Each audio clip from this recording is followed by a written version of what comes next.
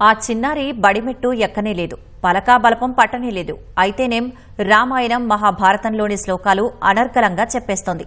ఏలూరు జిల్లా కలితిండి గ్రామానికి చెందిన నీలపాల శ్రీతీర్థకు 4 ఏళ్లు. తల్లి దీప్తి, తండ్రి శ్రీనివాస్ వైద్య వృత్తిలో ఉన్నారు. 6 ఏళ్లు వచ్చాక పాపను బడిలో చేర్చాలని నిశ్చయించుకున్నారు. అప్పటి వరకు పాపకు విలువలతో కూడిన విద్యను నేర్పించాలని సంకల్పించారు. తల్లి దీప్తి రామాయణం మహాభారతంలోని శ్లోకాలు చెప్పేవారు.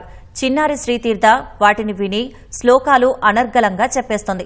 విష్ణు సహస్రనామంలో జ్ఞాన శ్లోకాలు, నామరామాయణం, శ్యామలా దండకం, అచ్యుతాష్టకం, కనకధార స్తోత్రం వంటి అనేక శ్లోకాల ఉచ్చారణలో పూర్తిగా పట్టు సాధించింది.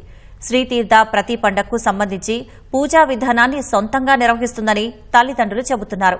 కార్తీక మాస నేపథ్యంలో శ్రీతీర్థ చేస్తున్న పూజా విధానం పెద్దలను సైతం మంత్రముగ్ధుల్ని చేస్తోంది.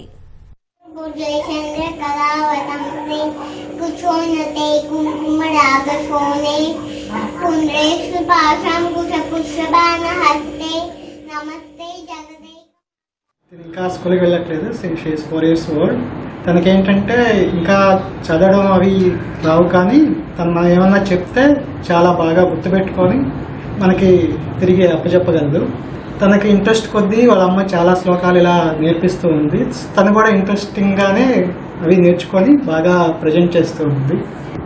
పిల్లలకి ఇలాంటి నేర్పడం వల్ల ఏంటంటే మన సంస్కృతి సాంప్రదాయాలు కొద్దిగా తెలుస్తాయి, దాన్ని ఫాలో అవుతారు. దానివల్ల ఏంటంటే వాళ్ళకి కొన్ని వాల్యూస్ అవి అడుగుతాయి. క్యారెక్టర్ డెవలప్మెంట్కి, పర్సనాలిటీ డెవలప్మెంట్కి కూడా అది బాగా యూజ్ అవుతుంది. తను రాయలేదు, చదవలేదు కదా, వాళ్ళు ఇంకా అవి రాయలేదు. బట్ మనం చెప్పిన శ్లోకాలు విని చెప్పేస్తుంది. That makes me feel very proud. I think పిల్లలకి ఇలా పర్సనాలిటీ డెవలప్మెంట్ అంటే మనం ఏదో పెద్దయిన కోచింగ్స్, ట్రైనింగ్స్ పంపించడం అది కాదు.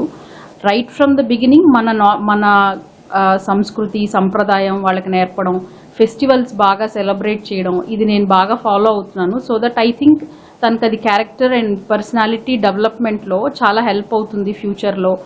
ఇప్పుడున్న పరిస్థితుల్లో ఈ స్ట్రెస్ అది ఎలా తీసుకోవాలి అనేది వాళ్ళకి this becomes as for them building block లాగా అవుతుంది, ఉపయోగపడుతుంది అని నేను అనుకుంటున్నాను.